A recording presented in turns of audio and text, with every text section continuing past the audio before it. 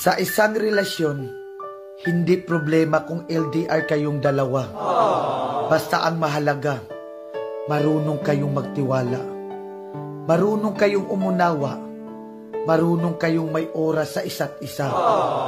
Dahil ang LDR relationship ay hindi binubuo ng 1,000 pangako, 1,000 I love you, 1,000 kondisyon.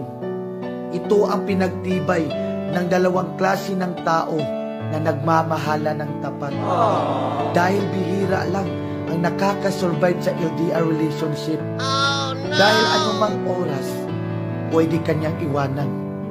Pwede siyang mahulog sa iba kasi hindi mo hawak ang feelings niya. Kaya sa may mga LDR relationship dyan, eto ang lagi yung tatandaan. Hindi distansya ang pumapatay at sumisira sa isang relasyon.